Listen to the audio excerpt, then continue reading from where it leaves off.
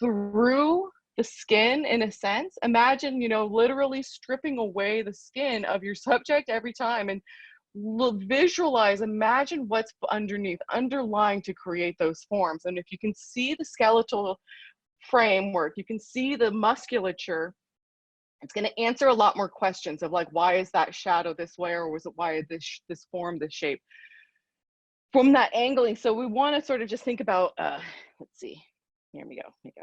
I'm going to put on feet. Let's go down to feet.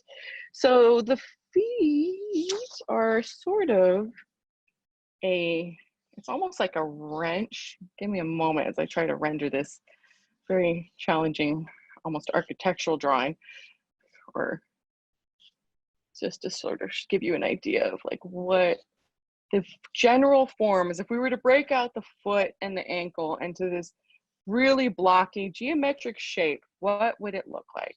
And so this is a quick sort of example of how, with an arch and the bone structure underlying, if we were to sort of break it out.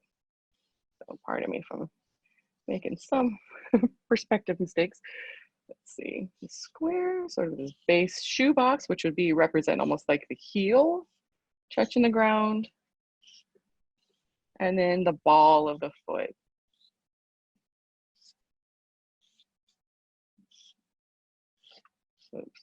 Oops, come on. Okay, so see this generalized, oh, here, need you, sorry. Finish the ankle. Up. So you see this, like, it's this very blocky shape. And the problem is a lot of times people make it where it goes ankle and then just foot, and it just like they becomes like a pancake or something. That's not quite accurate. It's actually more like ankle, which really is sort of a bowing. And then top of the foot, there's this bump really where the metatarsals are sitting that come down to the feet, that then the feet, the toes, there's a bit of an arch. I mean, it's almost kind of making it look like a boot, but that's almost an exaggerated form of our feet, right? That is that generalized shape. And so thinking of it that way, of like, there is an arch underneath. It's sort of this spring, again, biomechanic wise, it's a spring. This isn't a shock absorber. Our feet are the first thing to impact and touch the ground. So heel, boom, then ball of foot, push off, launch. And so that creates this boom and rolling and pushing. And that's why, like, also the calf muscles are designed that way too. They're designed to lift the feet and plant them, and then turn and roll your feet and step up. And so all of these, that's what the quadriceps are designed to help lift your legs and be able to almost be like to sit and squat, be able to like grab your legs. If you're standing, grab your knee, lifting up to kick, you know, or karate kick or any of those things. That's what these quadriceps are helping you, as well as our core muscles, as well as a lot of the like body itself, the torso. There's a lot of, all this stuff is interconnected. All these muscles are using other muscle groups to work. They're not independent of each other. They all are sort of, and that's where when people have injuries, they overcompensate, and other muscles that shouldn't be doing the job are doing the job, and that's when they start to get even more pain and worn out, just because your body can adjust, but it just doesn't, it shouldn't in that sense. And some of you need to, you know, trying to stick to the motions that it was designed for, or else, you know, as with any machine, it will then get worn out. And so I'm just going to do a quick flip. We want to look at just the toes too, sort of the shape of the foot, and it's something too people can tend to get a little exaggerated with. I just want to show you this. It's a sort of stereotypical, and there's this like, actually there's this push bulb right there, and then the heel. This is an adductor. It actually helps to pull your feet in and like pronate. There's also, so there's these terms as I go along, and as I'm trying to explain it, a lot of the terms I'm using are anatomical terms and medical terms too, in a sense. You know, what is anterior, what is posterior, what is lateral, what is medial. So anterior meaning front, posterior meaning back, lateral meaning side, like the outer and the outside of something, medial meaning inside of something. And so then you can take that knowledge and say, okay, what is the ACL? This is the anterior cruciate ligament. I can't remember the middle part, but that basically means it's a ligament that is in the front part of the knee, right? It's the front part that is connecting the two main muscle groups, the two bones together, really, to attach and allow that knee to come together. Because the knee is actually really the femur and the, I think it's the tibia, the fibula, where they come together. They're actually, it is a sort of like this keying, and then there's like, you know, there's cartilage and stuff in between, which of course then gets worn away over time, and then the patella is actually kind of free floating and sort of attached to the femur, but it's definitely a free floating thing. And so you want to imagine it's almost like these two fists that are like sitting on top of each other. And with that, with the knee, the biomechanics is that it can only bend like this, right? They can only bend and bend our knee in that direction. Our knees do not bend sideways. That would break the ligaments, right? Like, we do not bend our legs sideways, or else that's a big problem. That's when football players and basketball players have to go home, go to the hospital, like, where that breaks the whole tension that is created by holding these two pieces together. If you think about it, the knee is this joint that's sort of holding all of that together. It's a very strong, and so it has to hold it all in. And as I turn around, you can see there's actually a lot going on in the back of the knee, where the calf muscles are going up and tucking up underneath, and then the hamstrings are going and tucking up under as well behind. And so there's a lot of this convergence that's happening within the knee to sort of support all of these muscles, right? All of these forms together. And that actually creates, as I'm like in the middle of the foot, that actually creates sort of an H shape. That kind of, we have this sort of like H form that kind of comes through as we're sort of seeing, there we go, as we see the two pieces come together. And so I'm sorry, I'm going off in a little knee adventure. I'll finish up with the foot as I went off into abductors. I want to sort of talk about the feet. Where did I put my feet? Here we go.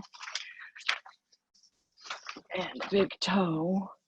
The big toe is kind of this like wedge. Of course, running out of room again. Big wedge, and then the like other toes are kind of just like a little clump together generally, like, so you know what I mean, like, you don't really have to isolate out the toes, especially if you're doing quick little sketches and whatnot. Like, they don't have to be you don't have to render each be like toes, toes, toes. Very rarely, they're more of like one unit with just sort of like some lines in between. So with that in mind, I'm going to then go in, just kind of be like, there's some toes, there's our little toes, because they kind of are like, they're sort of formed together. And then there's actually this sort of like separate plane that happens, this underside of the toes. It's like, what? Underside of the toes? That you actually, that's kind of runs down. Here we go. You can kind of visualize these toes in three-dimensional space that then cut and connect to the pad of the foot. And so there is a sort of cavity underneath these toes. And this is the big toe is sort of a triangular shape. Let me make it bigger on the side. It's more of a triangular shape. People tend to make it more, instead of it being like an oval, think of it, it's actually wider at the base. And so these are just like little landmarks. These are little just notes and awareness of what the forms are and what, you know, as we go along and as you try to draw someone's foot or other things. Another thing to pay attention to is the big toe. Like foreshortened, a lot of times if you have something like, you know, foreshortening would be something coming at you where it looks closer, and my fingertips a lot bigger than my wrist relatively. If I were to drop it here, they wouldn't be the same size, but here you can see my fingertips are really big relative to, say, like my eyeballs or my nose. But you know, in reality, that's not the truth. And so that's what they use a lot of times in like Marvel comics and whatnot, with like Spider-Man, his hands are like, ah, and that, like, foreshortening means things are coming at you in space. So with that in mind, as we then take like a foreshortened toe, I'm gonna kind of do a quick, kind of, it's almost flat. And then there's a shape like that. You can kind of see, if we're looking at it as though we're like looking at the toe like this, you know what I mean? This is, imagine if we're looking at it forward like that, from above that toe. Oops, it's actually straight. It curved. It's kind of like, you think about it, it's like the thumb of your feet. It really is. Again, that same idea, the concept of the template. And there's the toe. And same with our thumb. It's the kind of idea. And we'll go back into those again. The same template of our fingers, our hands. That is the same template that's our feet. It just starts out, and then at some point in development, they get the code to say, okay, you're going to be feet now, so we're going to transform and sort of adjust to become feet. But that basic template of metatarsals and fingers and fingernails, all of that is just the base sort of formula that then it's like, okay, are you a tiger? Then that fingernails become claws. Or if you're a, you know, chameleon, they become claws. Or, you know, there's just, or if you're a cow, it becomes hooves. That same keratin is just transferred and translated into a different proportions and, you know, whatever, for adaptation. And so for humans, this is sort of our feet experience, and sort of, and if you want to think about too, where the end of the phalanges, which is our toes, the end of the phalanges, the bones of our toes, are actually roughly, actually a little bit lower, like right here, this, and then they're up. And so for myself, I actually, my toe, my bigger second toe is longer than my big toe, which means this bone, my big toe is really short. And so I actually have, like, I have to wear special inserts to sort of balance it out, or else like my knees drop in and my hips start to hurt and it affects my back. And so there's all these things that they call Morton's toe or Morton's foot. And I found that out randomly from a sculpture thing where they were talking about the Statue of Liberty, that her second toe is longer than her big toe. And that's a Greek sculptural look that I guess toes that are equal, like the second toe is equal length to the big toe, then it becomes an Egyptian foot or whatever. So there's all these sort of sculptural names that are placed on sort of ideological feet.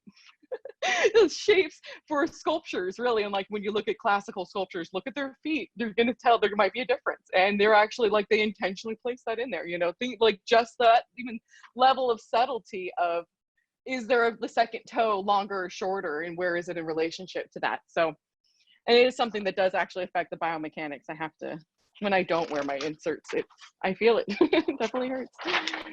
So we're gonna flip. So we've covered a lot. I mean, I've kind of literally worked my way down. I wanna just show again here, and as an example, we can kind of do a quick side. You see how I was talking about this swooping? And then this swooping, of course, this calf is cut off, but there's sort of to show how deep it really is. And if you think about it, look at how much more muscle's in there. That this outer part, there's a lot of muscle that's happening in here.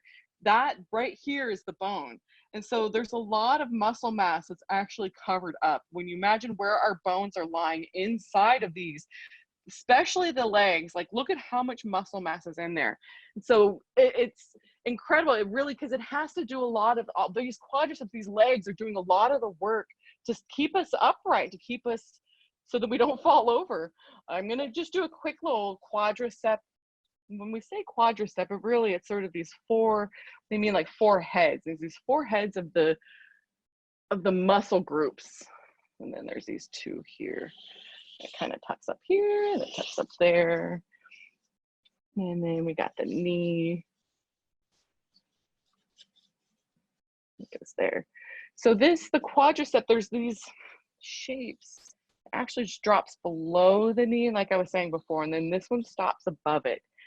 Then there's the adductors, the inner part of our thighs that actually are, that radiate down like that. There's this. So this is the sort of thigh muscle shape that then attaches to the pelvis. And so these muscles are incredibly strong. These are incredibly strong muscles to hold us upright. And so just remembering that these forms then as we go here, let's see, I need to then add, because again, we can kind of see these other muscles and bones from the side. This muscle, these sort of, they actually from the side create this sort of bump that happens. So there are things that you're going to be seeing, these forms that are really, like I was saying before, that's actually the great trochanter, the head of the femur sticking out and pushing out and actually causing this bump to come out. And that then, if you can visually, you can imagine, go with your eye, like your mind's eye, imagine the bone, the femur inside as it connects. that this is sort of the head of the femur, and that awareness of that, you know, you can kind of, when you try to imagine things, you know, really using your mind's eye, really imagine to like, what are these shapes? How is it connecting? And so, here, let's see. I'm going to do a quick tonal